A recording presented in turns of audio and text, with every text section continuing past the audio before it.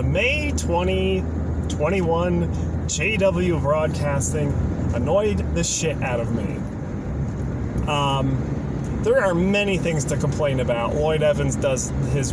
I had to watch his rebuttal because I can't watch that stuff uncut with apostate snark or alcohol or both. Ugh.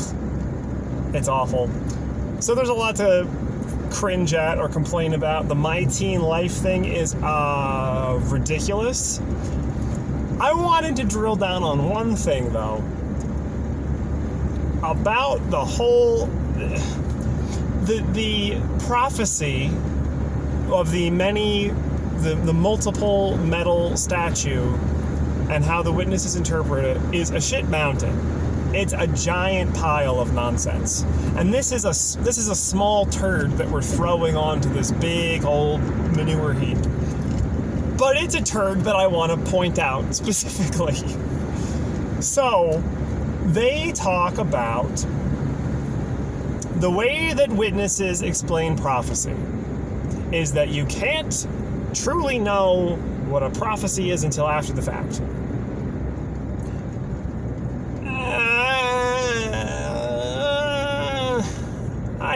That's stupid. It's really stupid, you know? Like, it doesn't make any sense from a logical position. Now, this is weakly playing devil's advocate. If you had a prophecy that could not be explained until after the fact, but then it was airtight, like there was no other explanation, and you'd be like, oh my God, that person predicted this, that lends veracity to everything else they've said. That would serve a purpose. But none of these Bible prophecies, and certainly not the witness interpretations of Bible prophecies, do that, because they are constantly changing their mind. So at no point in time has there ever been a prophecy where like, this is amazing. This is absolutely true. There is no doubt in our minds. And even if the witnesses say that, it doesn't work for anyone else. You don't go to the door and say, let me tell you about Daniel's toes, the toes of the statue in Daniel, and how that will blow your mind right about the world political scene right now. Prepare, blow your mind. That has never happened. So there is a slight caveat that there is a possibility that this would be useful in some bizarre fantasy setting where this actually happens. It doesn't happen.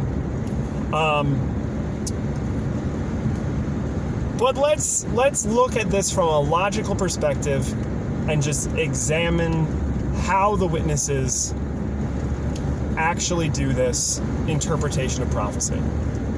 Daniel had a weird dream of weird, crazy monsters, and he wrote it down. Daniel didn't write it. That was a much later that was a much later book written in 164 BC, probably, and then backdated to look like a prophecy. Well, ignore that. Let's say Daniel wrote it. Daniel wrote about his weird monster dream.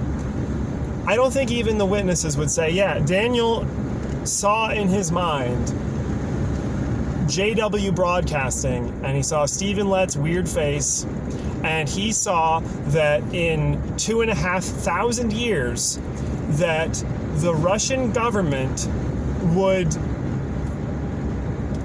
ban the corporate entity that manages the property for the religion of God's chosen people. I don't think any witness would say, yeah, that's what Daniel saw. I don't care about the Bible. I don't care about scriptural interpretation, but I know there's several spots where they're like, this is sealed up for a later date. Even you don't know what it is. The interpretation will come later.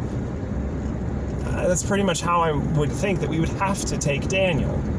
So Daniel has no idea what his weird, crazy, hallucinogenic monster dream means. And neither did anyone else for 2,500 years until it gets to the desks of Toni Morris and Stephen Lett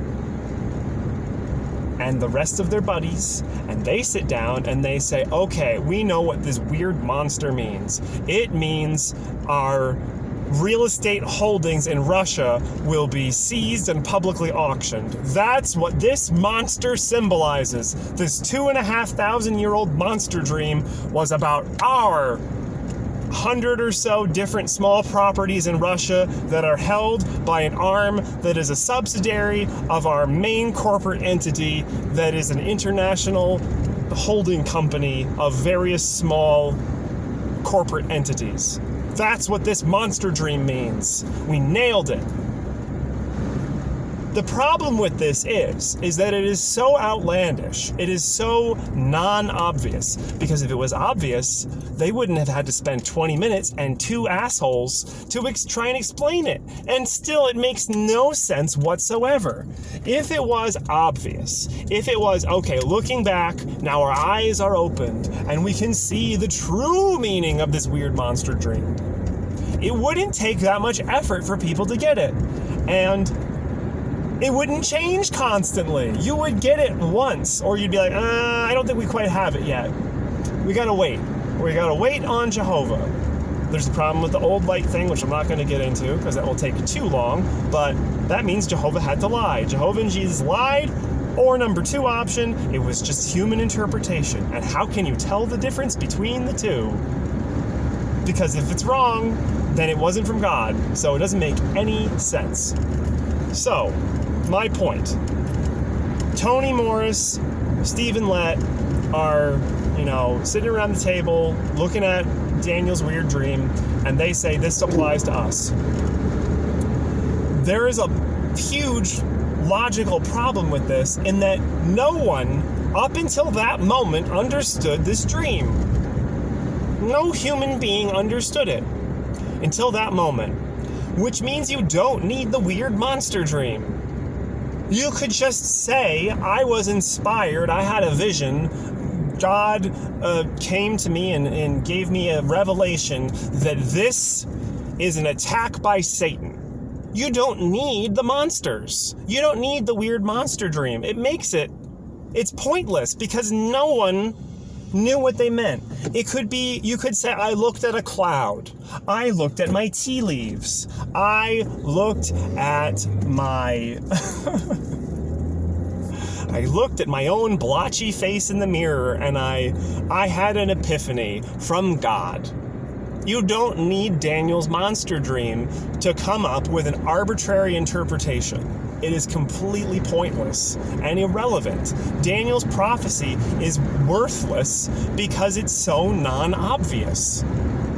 It's so abstract. It's a Rorschach test. It is pointless. It is absolutely pointless. You may disagree if you are a Christian literalist, biblical literist. That's fine. You won't disagree with me that the witnesses are dumb, though. So let's talk about another way that the witnesses are dumb. I will try to not ramble on too long. I'm not a historian. I do not have a degree. I don't know a ton about Russian history. That hasn't been one of my areas of interest yet. I'm sure we'll get there eventually. But I do have interest in the Eastern Roman Empire, the Byzantines. I like the Byzantines. That is a very fascinating empire. It's really interesting to read about that. So, when in the broadcast they say that Russia is an offshoot of Alexander the Great's armies, I want to just stab someone. Because it's so wrong. It's immensely, immensely wrong. The title the Tsar is based off of Caesar, as is Kaiser. But that doesn't mean they come from a Greek history, a shared Greek history, because they don't. Every culture around the Mediterranean absorbed useful bits from each other. The Greeks had a lot of good ideas. The Romans adopted them. As did the Franks and the Gauls and the Saxons. Everybody adopted useful ideas from the Greeks and the Romans and whoever else they bumped into. The Celts invented horseshoes and saddles. The Romans are like, those are good ideas and we're going to use those for our cavalry. You adopt useful ideas where you see them. Because the leader of the Russians uses a word that is derivative of Caesar doesn't mean that they came from a Greek cultural legacy. The Rus were basically Vikings. They were wandering raiders. They were nomadic steppe archers. Russia has its own distinct culture. They don't see themselves as Westerners because they aren't. They have their own distinct, uniquely Russian culture.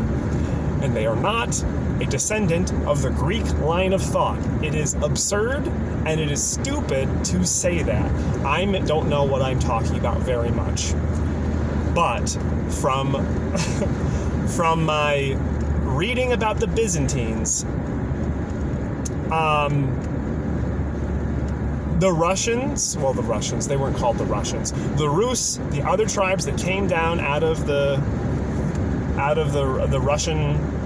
cold Russian north to raid and to trade and to serve as mercenaries, they picked up Greek ideas, as did everyone, like I said, but there is a distinct cultural difference that puts friction between the Christian states and the newly Christianized Russian states because they don't see eye to eye. Russia is not a descendant from Alexander the Great. That's dumb. It's like not even like an elementary school simplification of things. It's just wrong. It's just wrong. And it annoys me. It annoys me that they would make such a easily disprovable factual statement where you could go on Wikipedia and be like, what's the history of the Russian people? What's the history of this area? Oh, not what they said it was. Huh, interesting. Well, that took all of 30 seconds to disprove. They're so dumb, and it makes me so mad because I think what frustrates me is it's hard to tell whether or not they're just stupid as hell or if they know that they're lying. And it's hard, I guess, if you are, if your mental gymnastics are so powerful that you can just like at a stretch be like, well, the leader his title was based off of Caesar, and there's some Greek letter influences in their alphabet, so they're a descendant of Greek culture. I don't know. Super indoctrinated, dumb as hell, or outright lying, and it makes me mad that I can't tell which of those options it is. I could be all of them. I don't know. But it just makes me mad. Wild oversimplification of history to the point of it being basically a meaningless lie. It makes me mad. There was plenty else to get mad at in that video, but it is not directly related to this small rant about the stupid, weird statue in Daniel's monster dreams. So, history is fun. You should find something enjoyable. Listen to it. The History in the Bible podcast, which I plug below in all of my descriptions, is fantastic. Fantastico. It does not have anything to do with the witnesses per se, and it doesn't have to do anything with Russian history because, surprise, surprise, Russia really doesn't come up in the biblical period. It doesn't have anything to do with what was going on in the Levant and for the nation of Israel, or Babylon, or Syria, or anything else. But it's an interesting podcast. You should listen to it. I'm going to need to do some reading on Russia. They're interesting. Anyway, that's all I've got. Call out. Benny, you are awesome. I like you. This is no one else gets to have a good day but Benny. This is just for them. Benny, I hope you have a great day. I hope you have a fantastic day as I circle this Taco Bell because I pulled into the wrong part of this parking lot. Benny, you have an awesome day. If you like Taco Bell, you should go treat yourself and get some of their weird, cheesy monstrosities that they make. Almost as monstrous as the monsters in Daniel's dreams. I look at this cheesy naked chalupa melt and I see myself. I see myself, and it is a prophecy of my coming wealth and power. Oh my god, I'm gonna get into a fucking accident. Ah, I'm sorry, car. All right, I'm out of here. Okay, that was a little bad. They were in my blind spot. Okay, I will see you later. Still having a good day. It wasn't that close. We were all safe. No one honked at me. It's all good. So, I appreciate you. Benny only. Benny specifically. Benny, have a good day. All right. I'm going to go. I will see you next time.